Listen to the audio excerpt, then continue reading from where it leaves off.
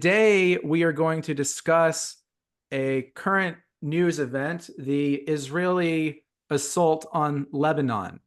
So this is something that has just been unfolding. So we're kind of watching this as it's been happening, and we're going to try to see if we can apply our revolutionary praxis to the question of Israel and Lebanon, and what does that mean for the U.S. elections.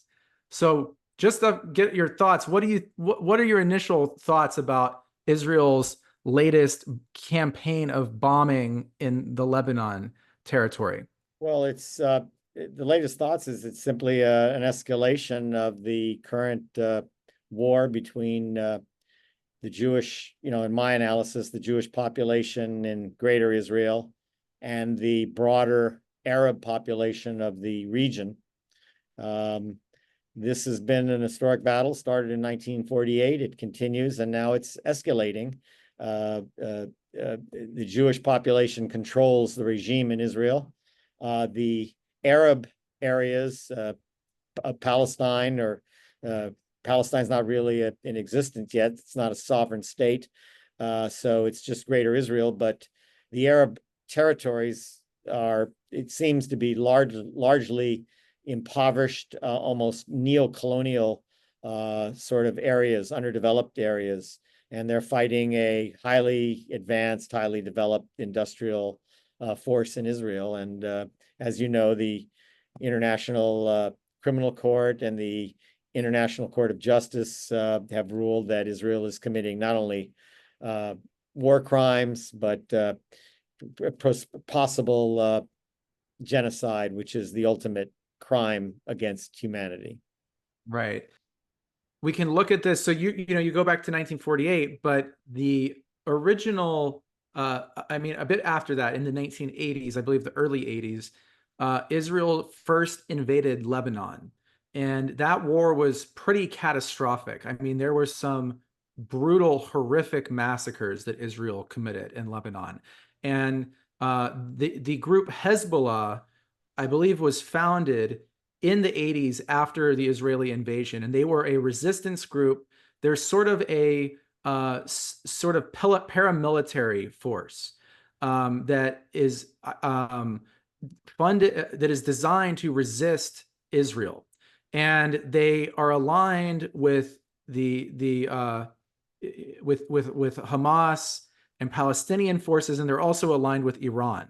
So Hezbollah, in the last year since Israel began its assault on Gaza after October 7th, Hezbollah has been acting in solidarity with the Palestinian people and has been shooting rockets into Israel in solidarity with Gaza. And Israel, I believe, now has turned its military away from Gaza to some extent, because it seems that Israel has achieved its objective, which is to completely make Gaza uninhabitable. They've wiped, most every home off the map, the schools, hospitals, libraries, churches, mosques.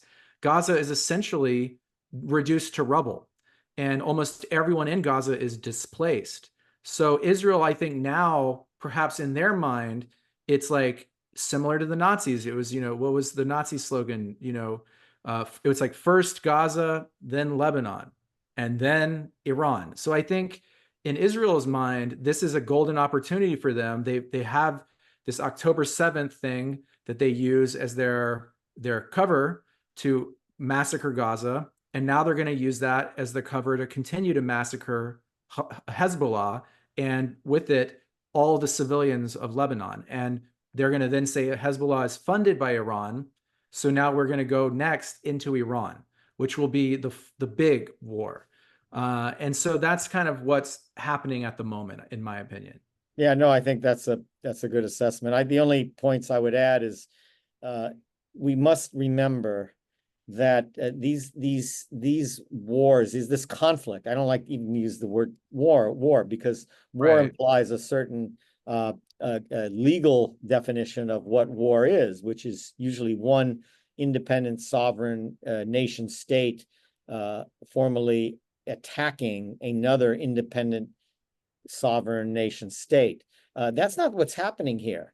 this is a sort of a civil conflict or a civil war or a colonial war. When you talk about Hezbollah, Hamas, the Houthis, the Irish Republican Army, the African National Congress, all the way back in history to the the Minutemen of the American anti-colonial revolution. These are, when you say paramilitary groups, that's because these are not really fully formed countries. There is no country called Gaza. There is no country, sovereign UN member state yet recognized throughout the world as called Palestine. There's only Greater Israel. And we've talked about this in the prior episodes. So what do peoples who are subjugated or who want to form countries or have recently maybe even achieved liberation, like the state of Lebanon, what do they do? If they don't have a president, if they don't have an army, if they don't have a navy or a marine, what do they do? Well, that's where these militias sort of come in, and that is historically how colonized powers throughout Africa, Asia, and now the Middle East attain liberation. Now, these paramilitary forces are not armies or navies. They don't operate under the rule of law necessarily. And they therefore they may commit acts of terror or however you want to define it, because they're not part of a credible independent sovereign nation state. They're battling for that liberation, and this is one of the problems in battling for liberation, which is often liberation struggles are not regulated much in the same way as a formal army or navy would be, and you do have these issues of terrorism and so forth that arise, but that doesn't change the essential dynamics of what's taking place, which is you have a colonized people who are subjugated, who are oppressed, fighting for liberation, as you point out. Again, it would be like when African-American slaves occasionally were freed and committed acts of terror against white people, or Native American tribes committed scalping. These scalping might have been an act of terrorism, but you can't even compare it. It's not even comparable to the genocide that was committed against African Native American tribes and confederacies. It was an outright genocide. I think the term terrorism, we also should be reminded that the state of Israel, its official policy is to commit acts of terrorism against entire populations. The Israeli society is a very, very brutally racist society. The hatred and demonization and dehumanization of Arabs and Palestinians is a deep part of every aspect of Israeli culture. And in their society, every level of military leader and politician has openly called for just wiping out the civilian population of Gaza. And they react with glee. They refer to, mowing the grass is what they do, where they go in and bomb Gaza. And now they're at the point where their strategy is to intentionally inflict so much death and pain and destruction on Gaza that it will destroy them as a political entity. And that's the same strategy that they attempt to employ against Hezbollah by destroying and causing so much harm to the civilian population that it will punish them for having Hezbollah even exist. So the callous disregard of human life that Israel has is absolutely barbaric. And that's, I think, the most extreme form of terrorism, because Israel is doing it in this very sophisticated, high-tech way. That's with right. The most advanced technology that exists in the world, provided to it by military defense companies in the United States. And they're using that to wipe out civilians. And the point that I like to constantly stress is when we talk about Greater Israel, we are including in that definition Greater Israel, which would include Jerusalem. I don't think there would be certainly no Jewish American or even American who would argue that Jerusalem is not now part of Greater Israel, or that even the West Bank is now part of Greater Israel. And I've argued that Gaza is under clear Israeli authority, and certainly under current Israeli occupation, and has always been since for decades now. However, I want to remind everyone, and the point I constantly make when we talk about Greater Israel, we're talking about an Arab country. We're talking about a country in which the majority of the population are ethnic Arab. The majority population of Greater Israel is ethnic Arab. It is in reality, in actuality, an ethnic Arab state. That is an important point. And I'm not saying that white Jewish political parties rule current day Israel. They do. And I'm not saying that the ethnic Arab population of Israel are not denied fundamental human rights, including voting rights and Knesset voting rights. If you are Arab, if you're an ethnic Arab and you live in Jerusalem, East Jerusalem, or you live in the West Bank, or you live in Gaza, you may not vote in the Israeli Knesset. You do not have the right to vote. You don't have any other rights. You don't have the right to travel. You live subjugated. You don't even have a right to food, for God's sakes. And no less, God, I hate to use this term, but a toilet. There's no toilets in Gaza anymore. Well, Tyler, and that's where there's a sanitation crisis, right? Yeah, sanitation crisis, which creates disease and which they're hoping to destroy the population. That way, ironically, the Jewish population is going to be affected. We talked about this in prior episodes, by diseases that are going to be unleashed by this war.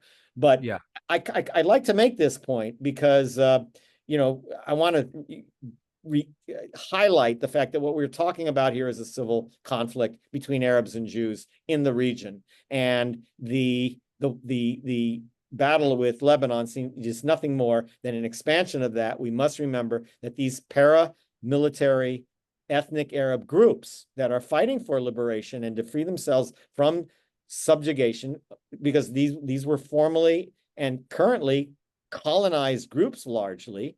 And we must remember that colonization is illegal. It's a crime against humanity. It was outlawed in 1960, but yet these groups are still fighting the residuals of colonization. And yeah, so the point I want to make is that that is the battle that is taking place, expanding now to Lebanon, and it's that is what we're actually viewing here. Let's see if we can. So, I mean, one of the things I always think about with this is that I think that you're totally right on your analysis that this is a colonial imperialist entity. I think that we have to go back to Zionism and see that Zionism is a imposition onto that region. Zionism is something that began in Europe in the 19th century that attempted to respond to the Jewish question of how to emancipate Jewry in these European states that were Christian feudal states that were emerging as capitalist bourgeois democracies, and Jews were a persecuted non-citizen class. And so the Zionist answer was that Jews are not a religion, Jews are a nation, Jews are a people. And furthermore, Jews are an abnormal people because they're a people without a country. They're a nation without a land. And so they decided to take all the Jews and say Jews in Russia and Jews in Germany and Jews in France, they're not French, they're not Russian, they're not German. They can never live as equal amongst their neighbors. Jews are always this alien force, and the only thing we can do is remove them from their homes and send them to Palestine and create this Jewish enclave that we impose upon Palestine. And to do that, they had to make alliances with the imperialist powers of the West. First, they aligned with the British, and then after World War II, they aligned with the United States. And so Israel is not a real country, in my opinion. It is a fictional country. It is not a nation. It is not a country. It is entirely a fake country that was imposed upon the region. It was not an organic country that grew out of the culture of the people that lived there. It was imposed. And it not only ripped the Jewish people from different countries of the world, including the Middle East, and imposed them onto Palestine, but it displaced the Palestinians in the rest of the Arab world. And it can only exist, it only can sustain its existence through its alliance with Western imperialist powers. And so it forever lives by arming itself to the teeth in a state of perpetual violence and war with every single one of its neighbors. And I think because of that, Israel has this abnormal psychology. Its culture is deranged and genocidal because it can only exist through permanent war. And if Israel is going to change, it will have to be similar to how we talk about in World War II. There was the denazification campaign. I think that to remove the Nazi ideology from Germany, I think Israel will have to go through a de-Zionification, a de-Zionization or some kind. Yeah, where that's an interesting term, but no, but it's in a sense you're sort of raising the issue of decolonization, and I think that's what you're calling for, ending apartheid, decolonizing the region, restoring human rights to the majority of the inhabitants of the region who are ethnic Arabs. Yes, and not just, and it's deeper than just, restoring rights, ending the apartheid laws. It also has to go to culture. With the Israeli population has to become integrated into the Arab world as an organic country.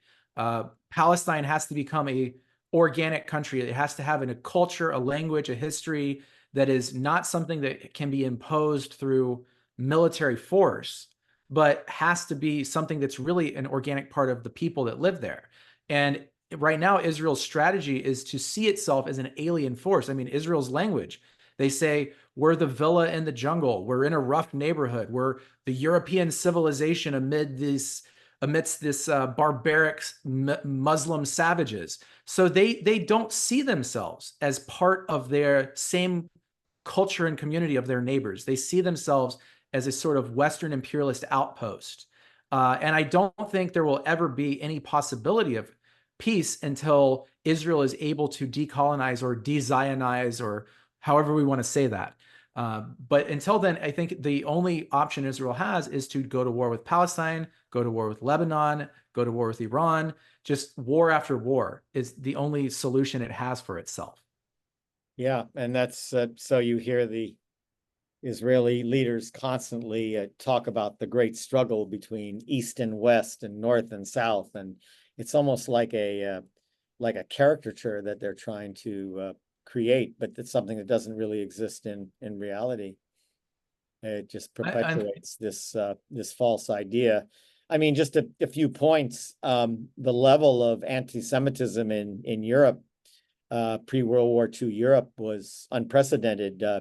The Jewish populations of Europe was once referred to as Christendom, a Christian sort of continent, and Jews were not permitted, much like Africans in the United States. Jews were not permitted to assimilate into the various European states. In other words, if you were a Jew living in Europe, whether it be in Germany or Austria or Hungary or any other European state, you were a Jew. You weren't Hungarian. You were not French. You were Jewish. That's how you would identify yourself, both legally. Sometimes there was actual legal bars to Jews against Jewry, or socially. Much like, again, like similar, that's why that was sort of the basis of the Jewish Black Alliance in the United States, because Jews, when they came to the United States, saw themselves in Europe much the same as we see the condition of African Americans in the United States. So there was this alliance in the 50s and 60s called the Black Jewish Alliance, which was a point on that too is that the word ghetto, I believe, actually comes from European Jewry. Yeah. Jewry, from the confined neighborhoods that Jews were forced to live in. Right, and the other point we want to make is, I mean, we now have to deal with history and with law. I mean, the United Nations was established. World War II, the Allies prevailed. They established the United Nations, international law, and international conventions are established, and the state of Israel was recognized as a sovereign UN member state. And the Jewish peoples, I know your analysis, but I believe the United Nations have recognized the Jewish peoples as a peoples. Now, what that means legally, and what it may even mean philosophically, is that the Jewish peoples are in fact a peoples. In other words, a people with a common language, a common history, a common religion, and so forth. So, Well, we'd have to, that point is a bit confusing because Jews, I don't know if, I mean, a common history might be possible. Yes, I would agree. But like common language it's a bit difficult because, you and I speak English. We know a little Yiddish and a little Hebrew. but right, we don't have a common language with Jews who live in France who speak French, or Jews who live in Germany who speak right, German, or Jews who live in Russia and speak Russian. So the idea of a common language was sort of created. The Zionists wanted to take Hebrew, which was a dead language that only existed for religious ceremonies, right. and they created the modern Hebrew, as they call it, and wanted to basically invent a new language so that all the Jews would have that language. So I think, in my view, it's kind of a nation that was invented. It was Yeah, not. it's socially constructed. It'd be sort of like taking Latin and resurrecting it as the official language of Christianity or something, Right, Yeah. exactly. Yeah, So it's a bit difficult to give, I mean, I would say a lot of people in Israel, you could say Israelis have a common culture and language, but to the extent that Israel culture is the same as every Jew living around the world, that's something that I personally don't agree with as a Jew in America. I right. don't see myself as belonging. I consider myself an American, and I'm a Jew, but I don't consider my nationality to be Israeli, or you know what I mean? So Right. I, The Ian Pape's kind of, I think his idea is that the idea of that trying to create a nation based on a language like Hebrew just is not sufficient basis to create a nation. However, again, you still have this problem of the United Nations recognizing Israel as a sovereign state, and you also a sovereign UN member state, and you also have the question of the millions of Jews, European Jews, who were, I guess, refugees from Europe who resettled in Palestine, now current day Israel, and do comprise roughly half the population of Greater Israel. Again, the majority population is ethnic Arab, but you have about half the population equally Jewish. So now the question is, well, what do you do? You have this sort of comprehensive, I think, solution. Decolonization, certainly, but what that means and how one would go about that practically, and how it takes place, I don't well, know. and one thing to remember too, just to be clear though, is that European Jewry, or what we call Ashkenazi Jews, are not the only Jewish population in Israel. The Sephardic Jews, the Mizrahi Correct. Jews, Ethiopian Jews, Israel took, after the founding of the state of Israel, it was founded by European Ashkenazi Jews. But during the founding of the state of Israel, roughly 1 million Jews from the Middle East and Africa fled to the state of Israel. So the population of Israel is also, I should say, the establishment of the state of Israel destabilized Jewish life in countries like Afghanistan, Iraq, Syria, Yemen, Iran, although Iran still has some Jewish population, but these countries in the Middle East, Jews lived in the Muslim world for Right. thousands of years.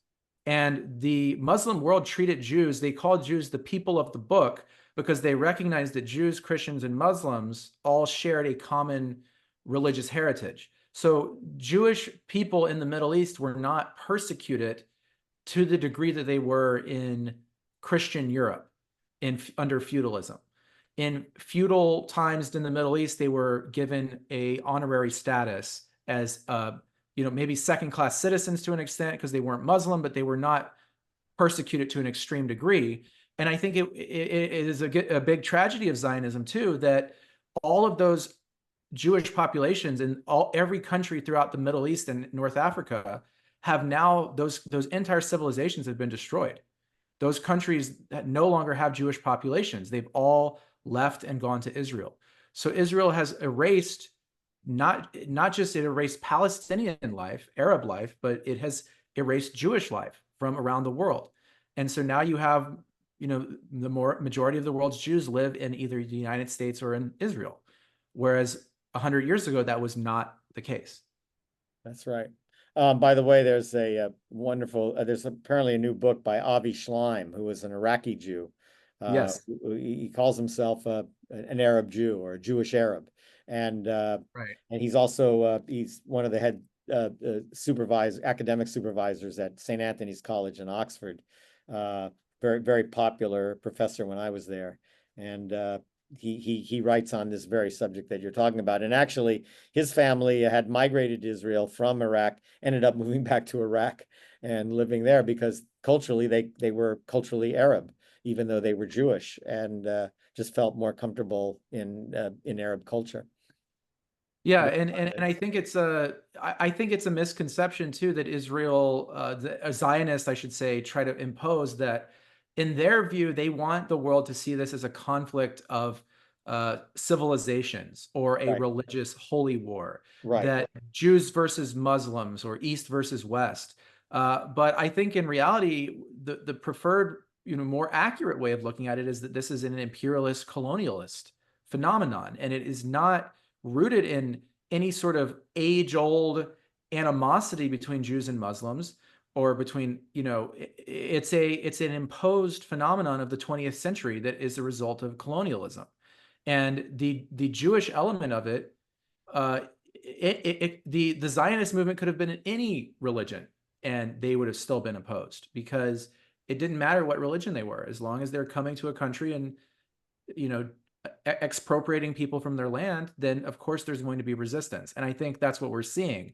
And I think that the bigger issue, maybe if we want to talk about the 2024 election, is that the Biden administration and Kamala Harris administration is suffering because the genocide is being taking place on their watch with their support and approval, and Right. so that's a huge problem. On the other hand, this is threatening to spill over into a regional war, first with Lebanon and then with Iran.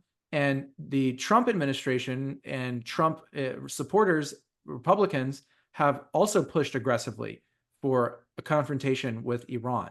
So we sort of have this danger on both sides that, I mean, I think I just heard the other day that Trump was trying to blame the assassination attempts on his life on Iran, and using that as an excuse to say if Iran tries to assassinate him, he's going to wipe Iran out or something of that nature. Right. So what do you make of this question and how it plays into U.S. elections? Well, US politics? I mean, again, we go back to some of our earlier shows that the whole anti-war movement is just completely, it looks like just annihilated, destroyed. I mean, it's the peace movement, the anti-war movement. There's really no political party that's leading a major anti-war, pro-peace initiative that's trying to restore peaceful coexistence in the world and international human rights in the world. But maybe this is the subject of another discussion, because I think we're going to be running out of time. Oh no, we have some time left, so we can continue. Yeah, well, maybe it's going to take two anti-Zionist Jews to revive the. Yeah, so I mean, in terms of the election, this goes back to our themes in earlier shows, which is what do we do about this? Because the alternative, we just concluded a broadcast where we discussed the Green Party alternative is really not even an alternative. That Green Party leader is now red baiting and attacking the Russian Federation and the Russian peoples as being equally as bad, and everyone's bad. The neocons are bad, the Russians are bad, the Chinese are bad, everyone's bad, everyone's equally bad, and the war continues. So in other words, you're not going to create peace with that kind of rhetoric or that kind of position, and that appears to be the position of the current Green Party nominee. And now there's other candidates running. There's Cornell West, and maybe this was part of the divide, and a subject me and you should get into if you want to change topics, which is, Cornell West had originally run initially in one political party. He later became the Green Party candidate for president, and then there was some kind of a rift or a dispute between Jill Stein on the one hand and Cornell West on the other. Both figures, political leaders who probably share much of the same ideas about everything, now divided. So you have this so-called alternative third party, which itself is very weak politically, likely not to take even one single victory in one single state, not to win one electoral college vote, now divided. Right. So I don't know exactly what caused this rift with Cornell West and the Green Party. I don't know if it has a lot to do with any differences in their ideology or policies, because from what I've seen, it does seem like Cornell West is pretty similar in his actual views to what the Green Party stands for. I mean, Cornell West, I would say he's not a Marxist Leninist, no, he's not. he's not that. He's a socialist of the kind of democratic socialist variety. He's a Christian theologian. He is a kind of moral philosopher. He's a professor, and he's a moral thinker and a religious philosopher. And I think he brings that position to his analysis of war and politics. I don't know if he has that much of a difference between himself and Jill Stein, or it might again be something like a personality disagreement to some It might extent. be a cult of personality problem. But it appeared, at least there was some criticism by West against the Green Party apparatus and how it was set up, and he felt somehow it just was not competent, legitimate, credible, I or think that's probably overly bureaucratic, and I think that's he probably obviously fair. reacted to it. I think that's probably fair. I mean, the Green Party has been a vehicle for sort of protest votes.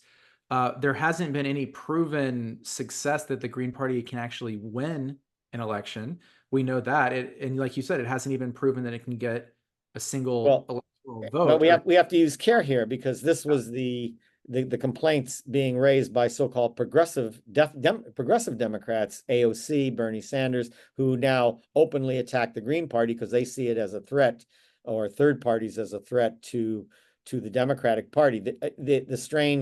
The irony, the postmodern irony to this, is that when Democrats attack third parties, they actually are helping Donald Trump. And I say that Yeah, a little bit tongue in cheek, because an attack on third parties does help Trump, because the biggest third party in the United States today is the Libertarian Party, and the yeah, Libertarian Party definitely threatens and takes votes away from the Republican Party. So when the Democratic Party say third parties are bad and we must attack third parties, what they are doing, using a Democratic Party framework, which we don't want to do, but it's too irresistible. I'll do it. We are helping Donald Trump. You attack a third party, you help Trump, because the third party power in America is the Libertarian Party. And that is a party that hurts Trump and hurts the Republican Party. So go ahead, Democrats, keep helping Donald Trump by attacking those evil third parties, and you're helping Trump get votes. I mean, I'm being tongue in cheek. I'm being facetious. I The agree point is, with you. Democrats shouldn't be attacking third parties. I agree. No party should be attacking another party just simply because there's a diversity of political parties. What they should be doing is, we should be talking about what revolutionaries and radicals and progressives have been talking about for the last 50 years, which is talk about the ideology, talk about the philosophy, and talk about the policy that we need to unite and have Oh yeah. solidarity with. And So war this and idea ending war is, is, I yeah, yeah. think, the central centerpiece of that. So the idea of the war thing.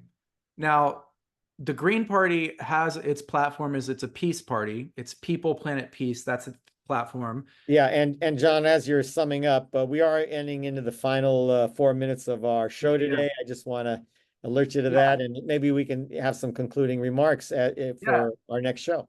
Well, yeah, from the you. last thing I can think of with this question is that, I like, we're gonna explore this in more episodes in the future, is the popular front, or we might call it the peace front. And I think, I like the term peace front. yeah, the peace front. And the Libertarian Party, who I don't ideologically agree with on a lot of economic issues, but politically, in terms of foreign policy, they are a very staunch anti-war party, and perhaps even more so than the Green Party. And libertarians certainly oppose the Zionist Israeli aggression. They oppose NATO. They oppose world trade, World Bank, WTO, big corporate business policies, and even elements of the Donald Trump MAGA coalition. Originally, the MAGA movement in 2016, at least, elements of that opposed neoconservative foreign wars. Now, Trump himself, I believe, is a complete fraud that sold out that element of his supporters and is now sort of capitulating to the war machine. But there was elements of his base that he appealed to that were people that wanted to invest in infrastructure and jobs in America and not spend on foreign wars. So I think there is a potential for a coalition on that issue.